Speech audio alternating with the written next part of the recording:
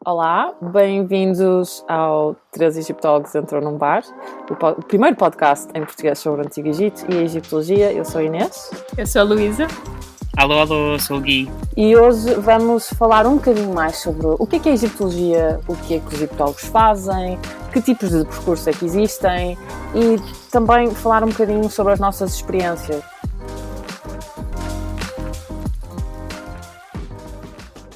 Eu sou criadora da página Uma Egiptóloga Portuguesa no Instagram e uma das... Sigam. Propaganda.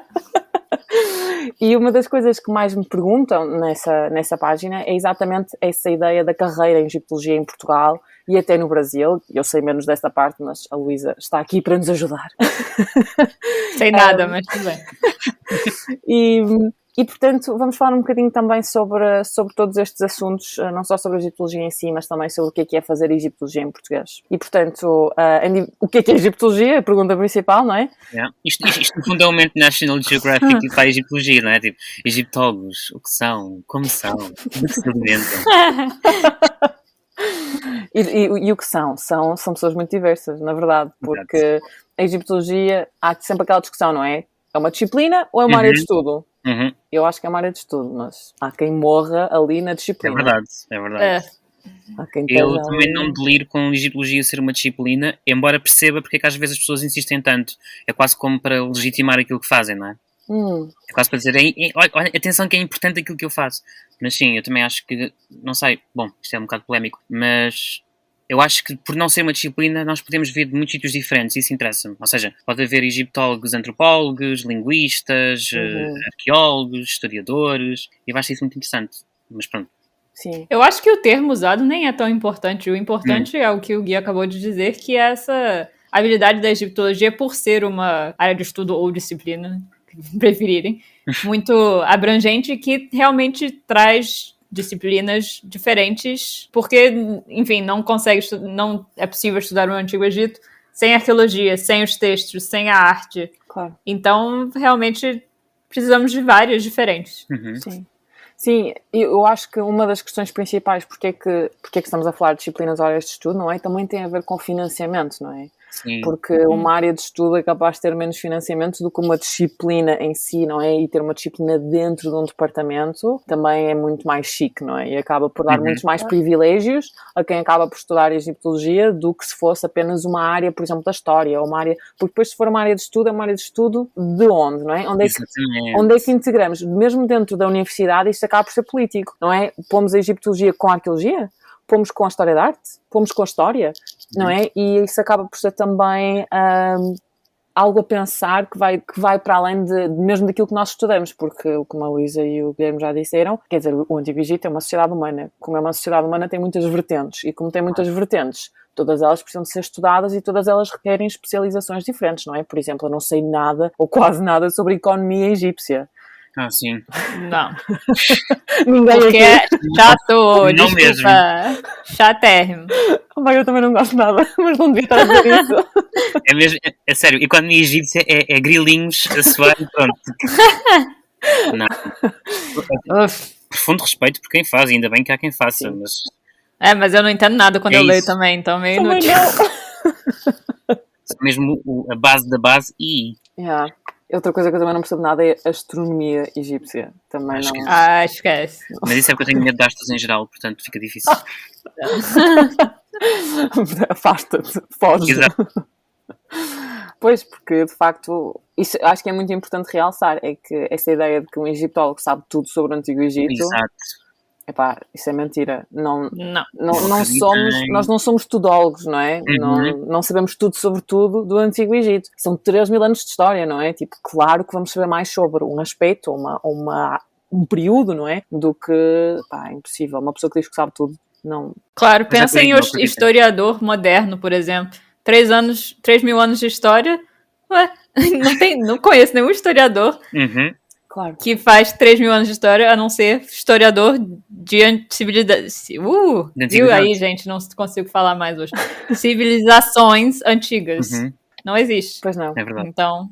E eu acho que isso é também muito importante de realçar a dimensão temporal, não é? Do Egito. porque isso também, há muito aquela ideia que é tudo igual, e na verdade, obviamente, durante 3.000 anos, a cultura vai evoluindo, pode existir um rei à mesma, mas a forma como o rei é visto, por exemplo, não será a mesma. E a Luísa, cá está, é a pessoa para falar sobre este assunto, não é? Como já sabemos no episódio passado. Tenho que fazer estas ligações. Não, eu acho que essa sei lá, que essa noção que não, bom, não é uma noção errada, mas que tudo é constante no Egito é muito ligada à expectativa que, não sei, que o Egito era uma coisa eterna. Eu acho que talvez por causa da mumificação e desses túmulos e desses templos que sobrevivem até hoje, né? Enfim. Claro. E, de novo, tem ligação ao tipo de material usado na construção, claro, a pedra. Sim. Preservada, muito diferente do tijolo. O mito do Egito claro. interno. Não. O quê? O mito do Egito interno. É o que ela quis dizer. Interno e eterno. Eu tentar ser inteligente e a soar assim como se soubesse muitas coisas. Não consegui, falhei. Vai acontecer muitas vezes neste podcast. Toda a gente, mas é doutora em egiptologia. Não. Mas isso estavas a dizer é mesmo muito importante. Por um lado, nós não sabemos nem de perto nem de longe de tudo sobre o Antigo Egito. Até porque não é possível sabê-lo, porque já falamos no episódio anterior, não é? Está em constante mutação. Mas por outro, também não sabemos propriamente tudo sobre a nossa área. Claro. E portanto, isso importa. Às vezes, não sei se vos acontece isso também, vêm perguntar coisas tipo, sei lá, olha, tu como és egiptólogo, como é que eram os telhados no Antigo Egito? E para já, a importância do que estavas a dizer, telhados, onde, quando, não é? Exato. Claro. O Egito é um território imenso, que também ele teve mutações, não é? Claro. Mais para este, mais para o oeste, mais para o sul, enfim. Para o norte não dá muito jeito porque é um Mediterrâneo, portanto, enfim. Mas seja como for, pronto, o território vai mudando. Onde, por um lado, não é, o espaço, e quanto, porque são mais de 3.000 anos de história, claro. Portanto as coisas mudam muito. E eu não trabalho em arquitetura, portanto não faço ideia como é que eram os telhados. Também não sei. Acho que eram abertos, na verdade. Não havia bem um telhado, não é? Tipo, a parte de cima da casa era tipo uma espécie de uma varanda. Sim, quer dizer, por exemplo, em Deir Medina, de repente matéria, reparem, de repente conteúdo. De repente, já sabes. Afinal já sabes, Guilherme. Disseste que não sabias? Não, por exemplo, em Deir Medina há casas com escadas para terraços. Sim, exatamente. Depois terraço, não é varanda. Eu não sei falar português também, estou como a Luísa. Não sei falar português, gente, desculpa. É terrível, porque este é o primeiro podcast sobre o Antigo Egito e a Egiptologia em português, não é? Exclusivamente dedicado a estes tópicos, e na verdade, pelo menos eu e a Luísa, Gui, eu sei que tu também estás fora, mas acho que nós estamos há mais tempo em países onde se fala inglês, não é? E portanto, às vezes escapa-se assim um bocado as palavras e eu sinto que não consigo encontrar a palavra que quero em português. Não, vocabulário acadêmico eu não tenho em português. Pois é. Não tenho mesmo. Porque o Guilherme, tu estás a escrever a tua tese em português, mas eu escrevi a minha em inglês, a Luísa está a escrever a dela em inglês também, completamente. E não é só isso, ou seja, eu estou a escrever em português e, por cima, língua, ou seja, tradução, eu preciso mesmo que o meu português não se perca assim tanto para conseguir fazer o meu trabalho. Essencial. Sim. Mas também tendo vivido em França e agora no Reino Unido, também, na verdade, sinto que falo pior os 3 idiomas do que aquilo que já falei. Pior no sentido em que os 3 estão mais contaminados uns pelos outros. É nesse sentido que eu digo pior. Sinto mesmo. Mas pronto, é assim. Lá está. Faz parte também dos nossos percursos. Lá está. Claro. Gente, só para ter uma noção, tá? Sou brasileira. Em setembro de... Enfim. Em setembro de 2021, houve a primeira conferência ibero-americana de investigadores mais novos. O nome é CIJIE, C-I-J-I-E. Se quiserem seguir no Instagram, mais propaganda. Enfim, eu escrevi a minha apresentação em inglês e usei o Google Translator porque eu não queria ter que escrever tudo em português. Obviamente eu editei que o Google Translator é uma porcaria. Sim. E eu claramente percebi que era uma porcaria. Então eu editei o texto e, enfim, ficou um texto direito, tá? Mas eu escrevi em inglês porque eu penso em inglês. Especialmente nesse âmbito acadêmico do Egito, o meu vocabulário é inglês, vem tudo em inglês. Então, enfim, já disse isso no último episódio, mas vai aparecer um inglesinho aqui. Não vai ter jeito. De repente surge. Sim, é impossível. Às vezes, é impossível evitar. Não. Claro, não, é muito complicado e, na verdade, eu acho que ainda não partilhei isto, mas eu aprendi, mesmo o egípcio antigo, aprendi durante o meu mestrado na Universidade de Oxford, portanto, aprendi em inglês. nunca aprendi egípcio antigo em português, portanto eu nem sei, por exemplo, utilizar a terminologia. Não sei como é que se dizem as coisas em português, porque aprendi tudo em inglês. E isso acaba por ser às vezes um problema, obriga-me a trabalhar mais, especialmente agora que estamos os três, não é? Estamos a tentar fazer mais divulgação em português, porque é importante, porque a verdade é que não há grande oferta a nível de divulgação sobre ou conteúdos educacionais e didáticos sobre o Antigo Egito em português. E muitas vezes aquilo que há é, assim, um bocado dúbio, não é? Tipo, há muitos sites da internet que são, assim, estranhíssimos. E, portanto, acaba também por ser um desafio, eu acho, porque também me obriga um bocadinho a sair da minha zona de conforto e a voltar a aprender certas coisas que eu apenas aprendi a dizer em inglês e a tentar perceber como é que posso comunicar também melhor em português. E depois também é interessante perceber, tendo eu feito boa parte da minha formação em Portugal, não é?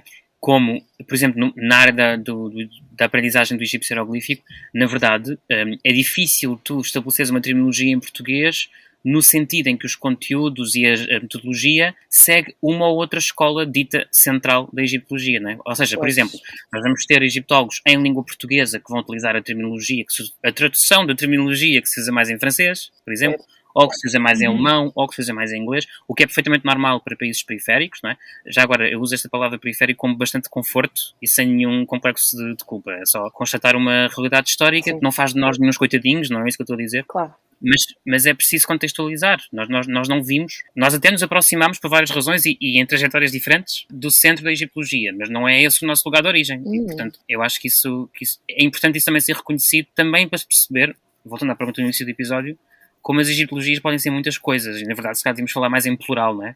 Se calhar devemos falar mais em egiptologias do que só numa egiptologia. Então também é interessante perceber, depois quando fui para Paris e comecei a aprender egípcio hieroglífico numa fase mais avançada em francês, lá está, perceber que tipo de escola, digamos assim, é que me era ensinada em Portugal. Claro. Isso também acaba por ser interessante. Não, sem dúvida. E acaba por ser também uma decisão um bocado política, não é? Estás-te a alinhar com que escola, não é? Estamos a alinhar-nos mais com a escola francesa, com a escola inglesa ou anglófona? Sim, anglófona, sim. Ou com a escola alemã, não é? E, portanto, também tudo isso acaba por ser um pouco uma decisão que acabas por fazer de utilizar essa terminologia, que é uma terminologia também moderna, atenção, porque nós não sabemos como é que os antigos egípcios classificavam, dividiam a sua gramática. Não fazemos ideia de que forma é que eles analisavam, se é que analisavam a sua gramática.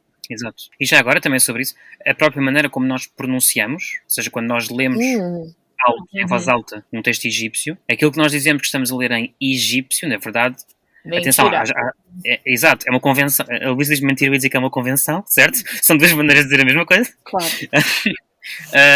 E na verdade há muitas convenções e atenção que há pessoas muito sérias dedicadas a isto e que conseguem, por comparações com outros idiomas antigos e ou atuais, conseguem mais ou menos aproximar-se da vocalização, da maneira como se diz as palavras, mas na verdade é uma convenção. Geralmente pomos um E, não é? entre os sons para conseguir ler, porque não havia o que nós hoje entendemos por vogais. Claro.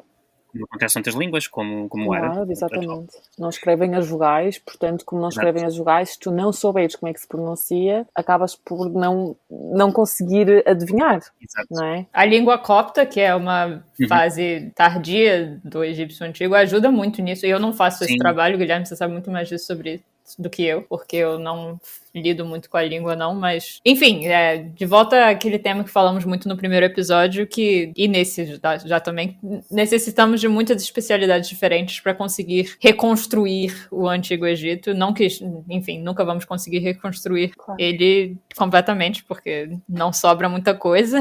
Claro. Mas, enfim, egiptólogos e arqueólogos egípcios, nós somos muito sortudos porque nós temos muito mais material do que a maioria das outras disciplinas que estudam civilizações antigas. E mesmo assim, não tem como saber tudo. Pois é. Então, sim. Claro, é a parte mais difícil, não é? É a preservação. O que é estar preservado e porquê. E depois também temos que pensar naquilo que não temos, não é? Não é só naquilo que temos.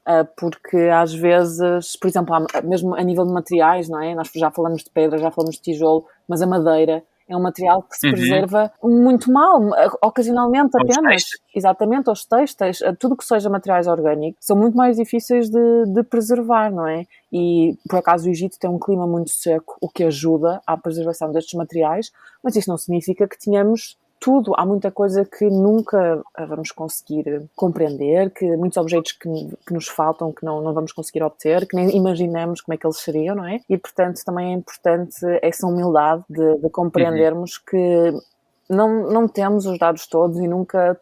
Essa reconstrução do passado que a Luísa mencionou será sempre aproximada e terá sempre a ver também com o próprio investigador que tenta fazer essa aproximação. O que nos leva à questão de, então, o que é o dia-a-dia de uma pessoa egiptóloga? Pode ser muitas coisas, não é?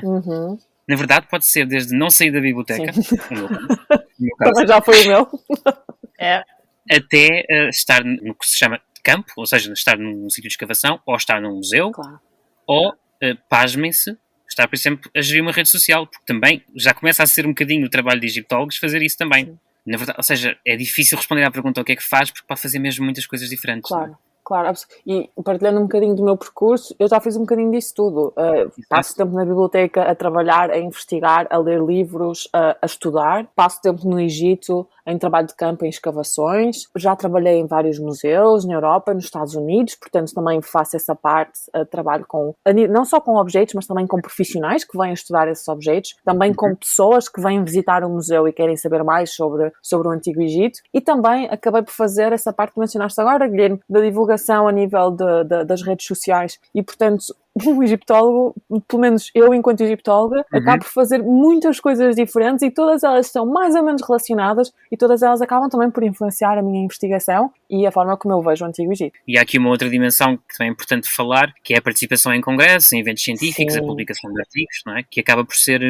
ou seja, é verdade que cada vez mais as tarefas, pelo menos eu sinto isso, não sei se vocês sentem isso também, as tarefas burocráticas acabam por nos consumir muito tempo, por questões várias ligadas à organização da produtividade da ciência, enfim, políticas complicadas, consomem mesmo muito tempo, mas na realidade o centro, não quer dizer o centro, porque o centro cada um sabe de si, mas muito do nosso trabalho e sobretudo da comunicação do nosso trabalho entre colegas tem a ver com a participação em congressos e com a publicação de artigos, capítulos, livros, aquilo que for, não é? Claro, e uma parte muito importante... Ui, desculpa aqui. Não, diz tu. Não, uma parte muito importante que eu acho que vocês não mencionaram ainda é dar aulas, né? Porque, exatamente. Sim. Claro, é assim que, enfim, ensinamos a próxima geração de egiptólogos e eu, pelo menos, já dei algumas aulas aqui em Chicago e em Brown também e eu sempre aprendo muito com os meus alunos. Também. Não é como se... Também eu só estivesse dando uma palestra, assim, mas a troca de ideias que é muito importante. E a importância, já falamos disso também no último episódio, um novo olhar para o mesmo material sempre vai levar a algo diferente. Sim, o ensino é tão importante e também faz parte da carreira de muitos egiptólogos.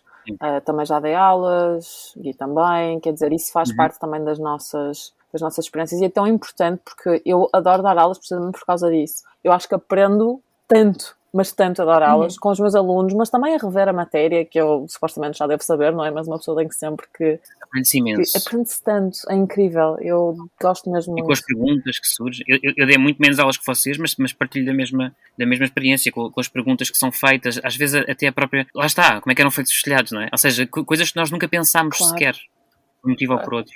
E que nos levam a fazer leituras e a pensar e a conversar com colegas e a pensar como é que fazemos isto. Outra coisa também, nesta vertente mais académica de dar aulas, é, por exemplo, a revisão de artigos ou a revisão de trabalhos. Sim. É boa, para quem nos ouve talvez possa não saber, mas é boa prática científica. Basicamente, nós escrevemos um texto, depois esse texto é revisto por duas pessoas que não sabem, em teoria, espera-se que não saibam, o trabalho é nosso.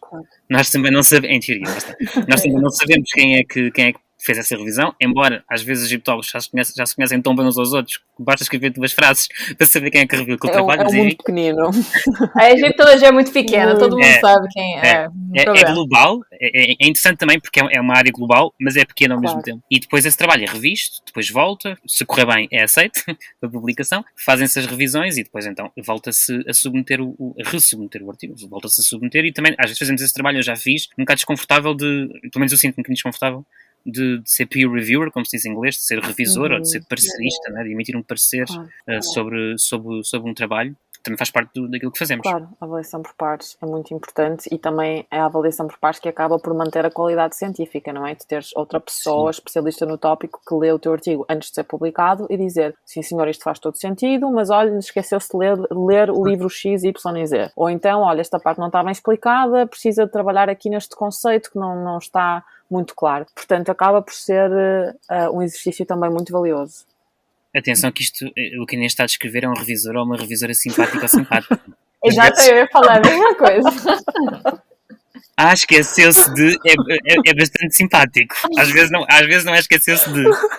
Sou ignorante. Não, tem muita piada, muita meme que o reviewer to, ou seja, a segunda pessoa a fazer o parecer, é sempre um terror. Sim, eu já vi casos de pessoas em que há vários avaliadores anónimos, não é? Um avaliador, no mesmo artigo, um avaliador do artigo diz isto está incrível, fantástico, e o outro diz isto é uma porcaria, não dá para publicar. Portanto, também acaba por ter de ser tudo tão subjetivo e, claro, os investigadores são também humanos e, portanto, há sempre também interesses por detrás, não é? E há, talvez, às vezes, questões pessoais até pelo meio, e mesmo que uma pessoa tente manter o anonimato, não é? E tente que não hajam estes conflitos, a verdade é que, no fundo, lá está, somos uma disciplina global, portanto, há a egiptologia pelo mundo todo, mas, ao mesmo tempo, também somos muito, muito pequenos. Especialmente também porque não há grandes oportunidades a nível de carreira, sejamos sinceros. Exatamente. Não, e mesmo porque acabamos por nos conhecer, ou seja, aqueles e aquelas de nós que têm a possibilidade de participar em eventos internacionais, que é importante dizer que não é toda a gente, há muita gente que não tem recursos para o fazer, ou porque a sua família, enfim, o seu património pessoal e familiar não permite, ou porque as instituições também não facilitam, no sentido em que não patrocinam esse tipo de participações. É preciso, lá está, eu digo sempre isto, é muito diferente ser-se egiptólogo ou egiptóloga em Oxford ou ser em Buenos Aires, por exemplo, não tem nada a ver. Claro. É totalmente distinto. Mas pronto, os de nós que conseguem, felizmente, ir a congressos, acabam por se conhecer uns aos outros. Portanto, é evidente, sei lá, se me aparecer um artigo que fala sobre cultura funerária no Império Antigo, eu acho que ao fim de 3 parágrafos consigo saber se é o da Inês ou não. Ou seja, é um anonimato ou seja, o anonimato existe, portanto não está lá o nome dela e tem que existir. Mas nós mais ou menos vamos conseguindo saber quem é quem, não é? Sim, sem dúvida. Se bem que às vezes erramos. Houve uma vez em que eu tive que avaliar resumos para uma conferência e foi tão engraçado porque eu vi um resumo assim, de certeza que é esta pessoa, e depois não era. Não que isso tivesse afetado o meu julgamento, porque não o deixei, mas eu achei mesmo assim, vai ser esta pessoa. E por acaso o resumo até estava excelente e eu aceitei, e depois essa pessoa acabou por ser aceita para a conferência, mas depois era uma pessoa completamente diferente e eu, achava que era outra pessoa. Mas sim, também pode acontecer isso, não é? Dá para os dois lados. Isso também, olha, estás a falar disso de rever e de aceitar a abstract, portanto, resumos, quero dizer em português, e também me faz pensar que outra coisa que os egiptólogos também fazem é organização e gestão de eventos, não é? Muitas vezes isso compete-nos organizar eventos e também trabalho editorial. Sim. A Luísa sabe. Nossa, já fiz muito trabalho editorial na minha vida, gente. Eu sou novinha, tá? Muito, muito trabalho editorial. Não, mas também é uma parte muito importante. A Luísa gosta de recorrentemente dizer que é bem mais nova que nós, porque é. Porque é mesmo. Sou, realmente. Eles são muito velhos. Idosa. Inês, então... Por acaso tenho imensos cabelos brancos agora. Foi do stress de acabar o doutoramento. Eu também tenho. É o stress, exatamente. Sabem que simbolicamente o meu primeiro cabelo branco, ou pelo menos o primeiro que eu vi, foi no dia em que eu terminei a minha licenciatura, por acaso, com um trabalho sobre o Antigo Egito.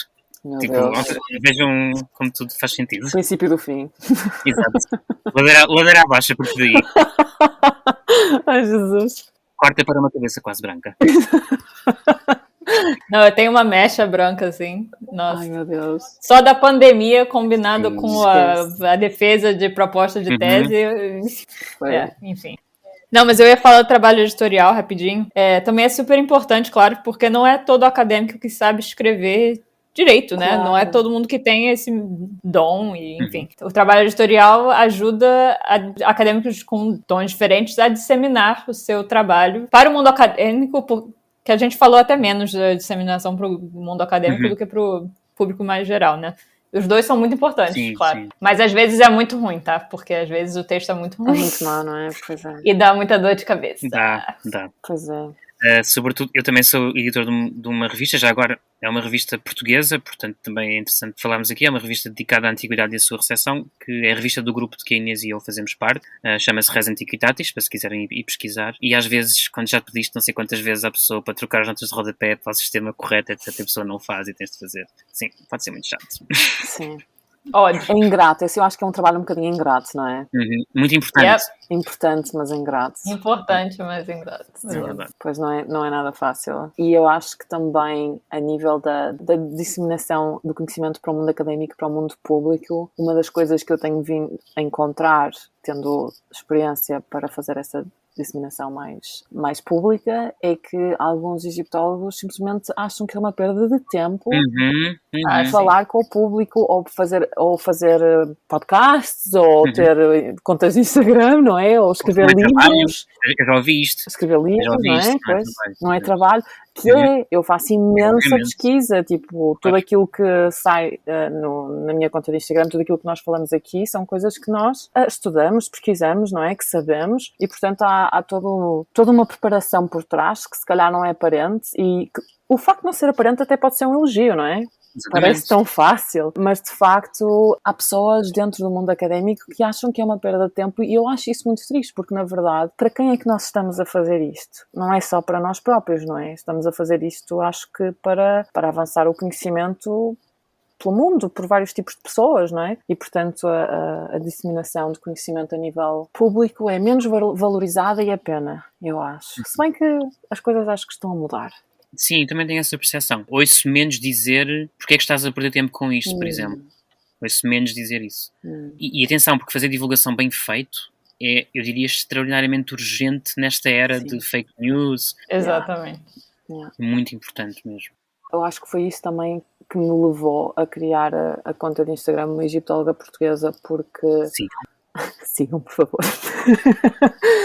Porque, de facto, havia tão pouco. E tudo o que havia era tão... pronto, quer dizer, não era tudo, mas havia muitas coisas, não é? Que eram... Uma pessoa não conseguia ter confiança naquilo que estava a ser dito. E eu já tive várias pessoas, muitas delas miúdos, não é? Miúdos que estão na escola, que precisam fazer um trabalho sobre o Antigo Egito, e me mandam mensagem, vêm ter comigo e dizem: não sei o que é de ler, não sei onde é que é encontrar informação na internet, pode-me ajudar, por favor? Porque, de facto, não há assim, em português é difícil, em inglês há imensa coisa fidedigna, de confiança. Em português está cada vez a haver mais, e eu até já partilhei recentemente no meu Instagram outras páginas nas redes sociais, que estão a fazer essa divulgação do mundo antigo, da antiguidade, não só do Egito, e que estão a fazer um excelente trabalho.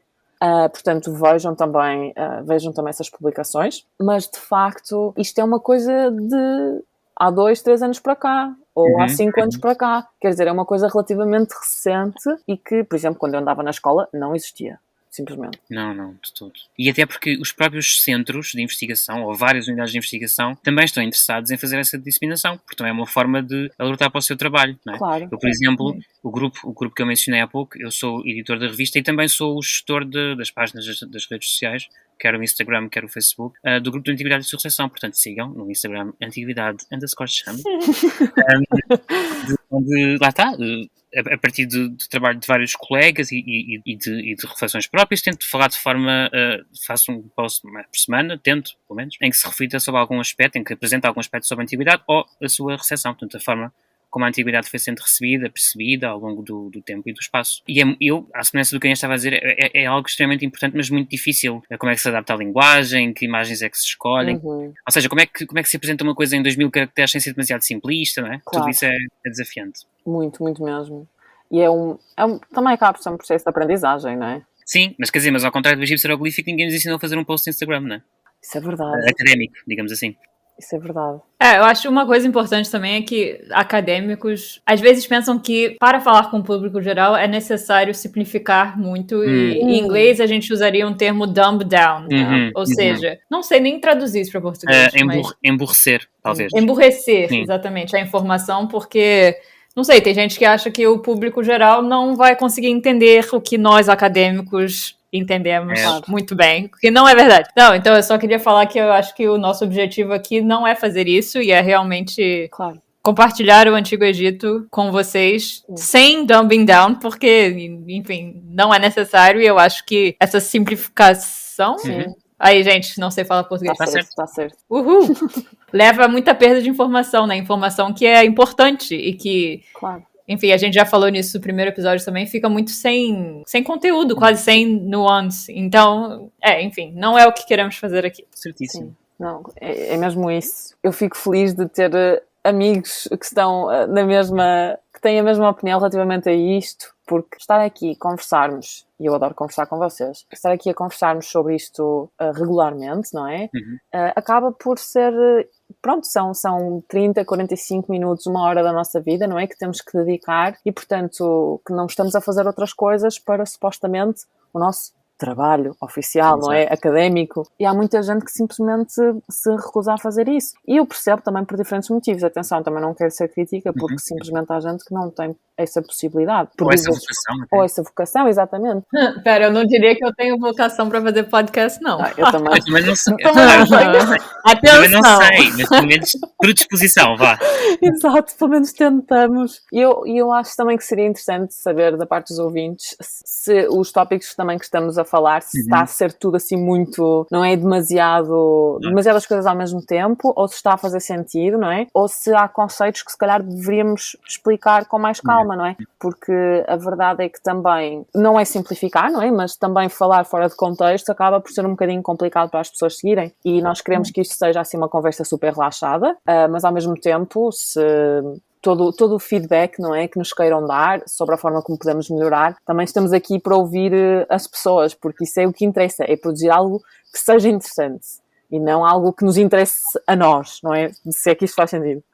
Sim, e por acaso queria-vos perguntar, depois de falar sobre de todas as múltiplas possibilidades de como é que se pode ser egiptólogo ou egiptóloga, desde o seu trabalho até à sua formação, não é? Falámos de história, de arqueologia, de filologia, ou seja, o estudo da língua, de antropologia. Vocês sentem-se confortáveis a apresentarem-se como egiptólogas? a chegar a um local qualquer e dizer: olá, eu sou egiptóloga? Ai, Deus. É complicado, eu diria. É difícil. Em Chicago é estranho, porque, na verdade, eu não... Aqui, pelos critérios daqui, eu não sou egiptóloga. Pois. Eu sou arqueologia... Ih, Cacilda. Arqueólogo egípcio. Isso. E aqui o programa acadêmico é realmente separado. Eles separam os que focam na arqueologia, e os que focam na egiptologia, que é mais filologia, etc. Só que eu acho engraçado porque eu lido muito com a língua, eu lido muito com a arte. Claro. É uma separação muito artificial. Mas a arqueologia, em teoria, é mais antropóloga, talvez, e é menos filologia. Enfim, eu não me sinto confortável com essa divisão e eu acho que egiptólogo é um termo até mais abrangente do que arqueóloga egípcia. Então, eu diria talvez egiptóloga, mas eu acho que tem acadêmicos na nossa disciplina que, não sei, achariam que o termo não está sendo usado corretamente, no meu caso. Eu acho isso um bocado triste, de certa forma, porque, na verdade, acabas por estudas o Antigo Egito, tecnicamente, és egiptóloga, de certa forma, pelo menos foi essa a palavra utilizada, porque um egiptólogo é uma pessoa que estuda o Antigo Egito.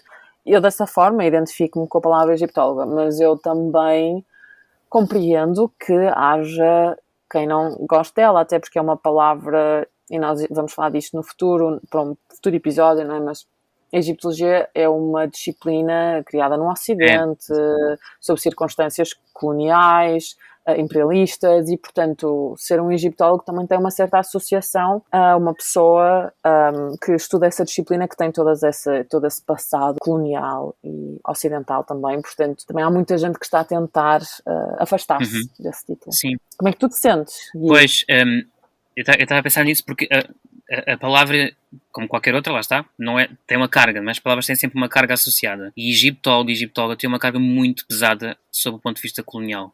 Agora, e falaremos sobre isto, não sei se no próximo episódio, mas num futuro episódio falaremos sobre o legado colonial do Egito. Legado, quer dizer, ele continua aí, portanto não é só no passado. Pronto, nunca desapareceu. Ou seja, legado no sentido que vai do passado para o presente, é o que eu quero dizer, não é?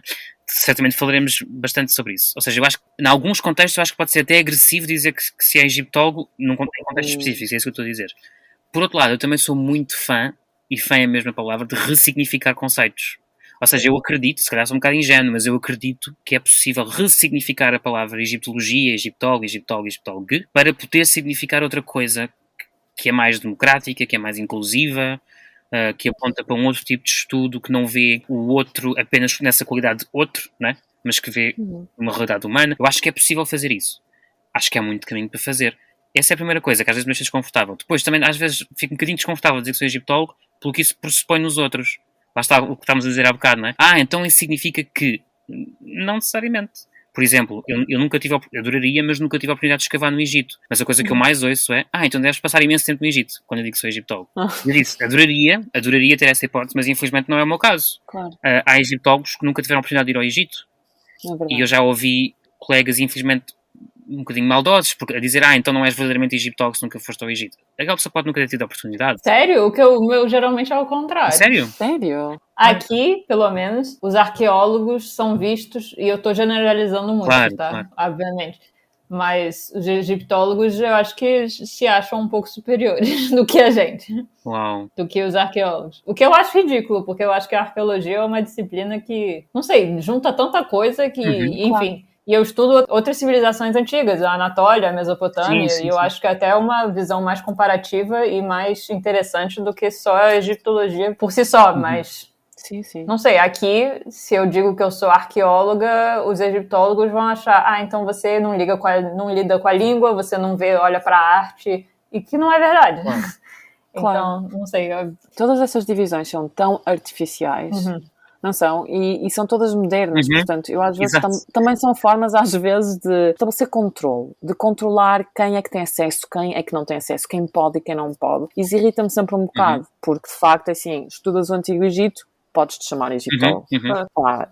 Não me venham agora com classificações XY, precisa de fazer exatamente isto ou não pode fazer... Quer dizer, pelo amor de Deus, eu acho que isto é uma forma, na minha opinião, revela muito também sobre as intenções de certas pessoas, porque a verdade é que a egiptologia também era uma disciplina, ou uma área de estudo, que foi inicialmente praticada pelas elites, por quem tinha dinheiro para o fazer, muito, né? Não é?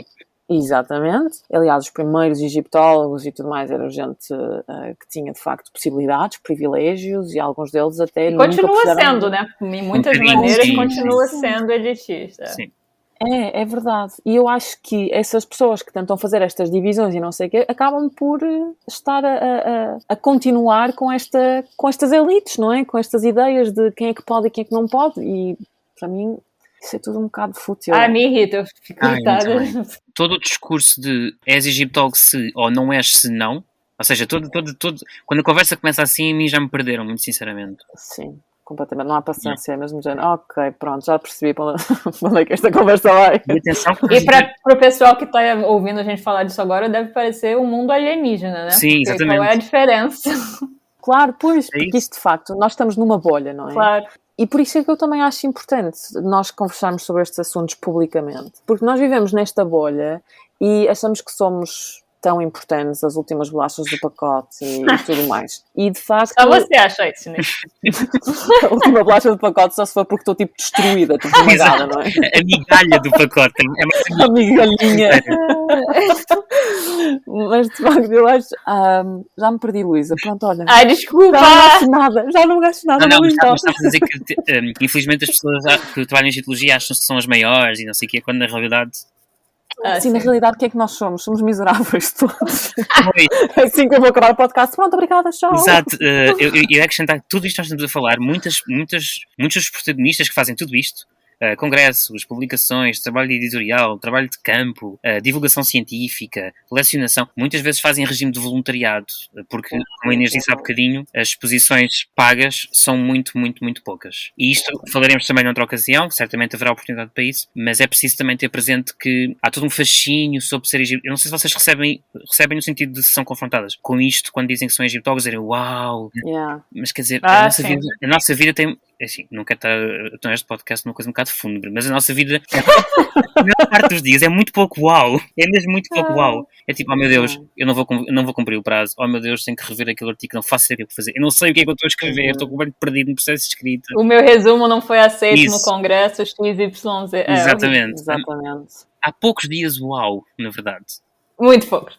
É mesmo. Sim, e a questão da carreira é tão importante porque isso, e do voluntariado. Primeiro porque o voluntariado devia ser completamente terminado, quer dizer, porque isso significa que só se tiveres as possibilidades financeiras, económicas e sociais é que podes trabalhar no museu, não sei o que é, quer dizer, eu acho que isso, pronto, devia terminar. E devíamos todos tentar criar uma egiptologia mais aberta e inclusiva para que outros tipos de pessoas, que seja mais diversa e que seja mais aberta a novos correntes de pensamento, contribuições, tudo isso. Só que, de facto, a nível de carreiras, especialmente em Portugal e no Brasil, é muito, muito difícil conseguir ficar no mundo académico e ainda mais difícil conseguir estar estabelecido enquanto egiptólogo ou enquanto investigador que investiga o Antigo Egito. E, portanto, isso acaba por ser um grande problema também a nível de acesso, não é? E a nível da divulgação que é possível fazer, a nível da investigação que é feita nos nossos países, porque há muita gente que me pergunta se a egiptologia tem saída, e a resposta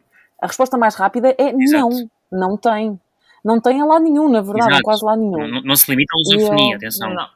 Exatamente. E eu fiz o meu doutoramento na Universidade de Harvard e, apesar de ser uma excelente universidade e tudo mais, tipo, o nome pesa muito e toda a gente acha, pronto, olha, vai conseguir tudo, vai entrar em todo lado porque tem um doutoramento daquela universidade. Não há nome que nos valha, em verdade, na egiptologia, porque isto acaba, claro que também há, de certa forma, mas também é importante pensarmos que simplesmente não existem posições pagas, não existem posições de trabalho e cada vez há menos. E torna-se complicado uma pessoa tentar estabelecer-se, especialmente nos nossos países, porque eu estou agora a tentar ficar em Portugal, que era o meu sonho, queria ficar aqui em casa, queria estar no meu país, queria estar a desenvolver investigação em português e em inglês, só que torna-se muito, muito complicado e estou a candidatar-me a uma data de bolsas, não é? FCT, bolsas europeias, para ver se consigo arranjar um pós-doutoramento em Portugal, mas é tão, tão complicado. E lá está, quem diz Portugal também diz outros sítios, mas é especialmente difícil nos nossos países e não há, muitas vezes não é aquela ideia de, mas se trabalhar muito consegue, mas se for para uma boa universidade consegue.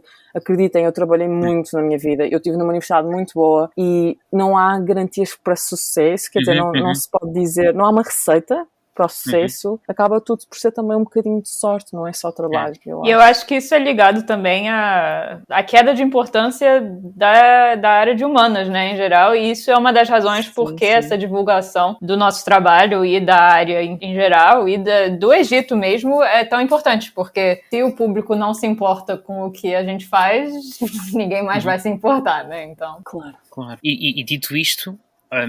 ou seja, aquilo que nós fazemos e aquilo que nós aprendemos, as ferramentas que adquirimos, as competências que vamos ganhando ao longo do tempo, podem também ser usadas noutras áreas e não faz mal nenhum. Ou seja, se ao fim de um tempo a pessoa fez o seu doutoramento em Egiptologia e quer ir trabalhar em recursos humanos, há muitas competências, terá de aprender coisas específicas, claro, mas há muitas competências que aprendemos a fazer sínteses de leitura, resumos, publicações, participação em eventos, etc., que são muito úteis para um departamento de recursos humanos, por exemplo. E não há mal nenhum, ou seja, também é preciso desmistificar isto, não é? Não há mal nenhum em trabalhar noutras áreas. O problema é quando nós queremos ficar na área académica e não nos é permitido. Esse é que é o problema. Nós temos contributo para dar em muitas áreas, eu acho. Sim, eu concordo. E, aliás, eu seria feliz a fazer outras coisas que não sejam estar no mundo académico. Mas preferia ficar a fazer investigação. Claro, acho que ninguém entra na egiptologia querendo fazer recursos humanos. O problema é esse, né? Sim. E aí mas aí, enfim... Como o Gui disse, muitas das coisas que aprendemos na nossa trajetória acadêmica são aplicáveis a outras coisas, mas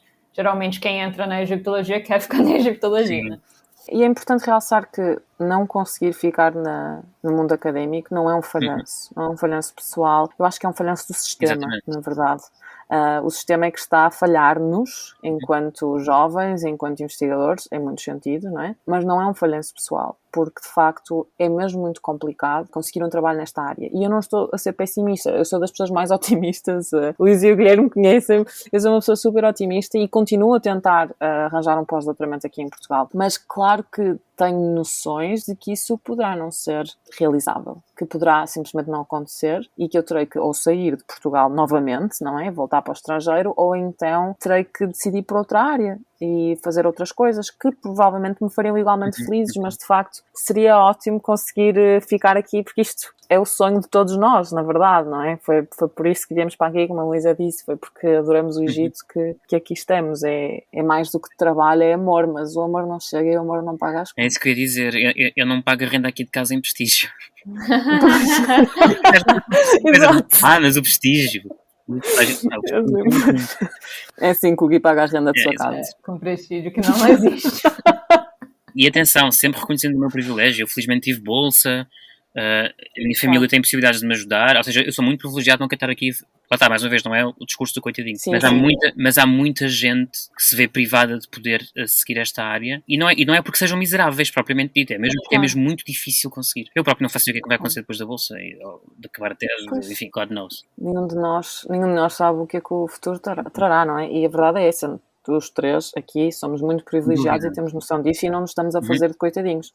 E eu aconselho qualquer pessoa que queira ir, sim, que vá, mas que esteja ciente, que saiba da realidade, que esteja ciente da realidade e das probabilidades também. Isso é que é importante, porque ir ao engano, vai, porque se trabalhares muito e se fores para esta missão muito boa... Eu não quero tornar isto um podcast de fundo, mas vão querer quando eu digo vão querer enganar-vos às vezes não é com maldade, mas o discurso de se trabalhares muito consegues, existe mesmo por aí. Pois é. E eu acho que algumas pessoas será com maldade, muitas não será, atenção, quando dizem. Mas é quase ofensivo para quem... Por exemplo, a Inês agora, não é, que está nesta fase de transição, é minimamente aceitável dizer, Inês, não trabalhaste o suficiente. Na verdade, tu não trabalhaste, foi o suficiente se não tinhas emprego. É super agressivo dizer uma coisa destas. Não, quer dizer, não corresponde toda à verdade, não é? Não basta só trabalhar. A meritocracia não existe. Lamento a quem a desiludi agora. Não, é importante, não há meritocracia, por favor. Não, mas o que não quer dizer não trabalha, não é? Claro que não. Mas é preciso muita sorte à mistura. E também é preciso conhecer, às vezes, as pessoas certas, não é? Porque sempre. É sempre preciso conhecer pessoas certas, infelizmente. Em todo lado, não é só na egiptologia. Não, claro. Tem em todo sítio. Por isso é que nós queremos ser famosos, não é? Por isso é que estamos a pôr este podcast cá fora. Claro. Isto ao fim de 2 episódios passamos a ser abordados na rua. Sim, claro. Ao fim de 2 episódios perdemos todos os nossos ouvintes, porque assim, fogo. Vem para aqui reclamar que podcast é este. E já agora, já que tivemos nesta de lembrar que nós não estamos a ser pagos para fazer isto. Portanto, se algum patrocinador se quiser chegar à frente, eu acho que nós não vamos dizer que não. Exatamente, por favor, dê-nos dinheiro. Então, é assim, há coisas boas, há coisas más. E assim, também eu quero que os nossos ouvintes estejam seguros de que não vai ser sempre um podcast sobre os dramas da egiptologia. Não. Este foi só o nosso segundo episódio e então queríamos falar um bocadinho mais sobre o que é ser egiptólogo, sobre o que acontece na egiptologia, sobre a realidade, porque pronto, é assim. E claro que estamos a fazer generalizações, claro que estamos a simplificar muita coisa, portanto, também é preciso tomar tudo e entender tudo isto com algum cuidado. Não é? Isto é uma conversa descontraída. Claro.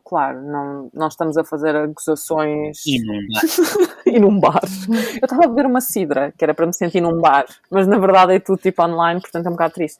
Mas pode ser que um dia, se houver esse patrocinador magnífico que nos está a ouvir, que nós nem sabemos que está a ouvir, se quiser chegar à frente, pode ser que até um dia possamos estar juntos a gravar num estúdio. Nós até somos amigos e pode ser nos Açores, que fica a meio caminho entre as nossas várias geografias agora. Está ótimo. Eu adorava ir aos Açores, nunca fui. Também não. Portanto, nós até somos amigos patrocinadores, é só ir até meio caminho. Só tenho que pagar a deslocação, a estadia, o estúdio. Bobagem. Mas acho que foi uma boa introdução. Uma boa introdução aos dramas e à realidade da egiptologia. Nos próximos episódios vamos tentar falar sobre outras coisas mais relacionadas com o Antigo Egito e menos com a egiptologia. Também este ano 2022, se calhar é bom realçar, é um ano muito importante para a egiptologia, porque em 1822 vão-se celebrar os 200 anos da egiptologia. Também é uma data assim um bocado estranha, que vamos discutir depois mais tarde. Porquê que é esta data, não é? Porquê que são os 200 anos, porquê que é 1822. Mas como é que é uma disciplina que tem data de nascimento, não é? É interessante. Claro, e também é muito interessante, sem dúvida. E também, 2022, celebram-se os 100 anos da descoberta do túmulo de Tutankhamon. E, portanto, também no futuro iremos ter um episódio dedicado a este descobrimento e à importância e a relevância que teve no mundo moderno e também para a egiptologia em si, para o estudo do Antigo Egito e especialmente do Império Novo, que foi a altura em que Tutankhamon viveu. Portanto, espero que fiquem por aí, espero que não fiquem desanimados com estas com as nossas conversas.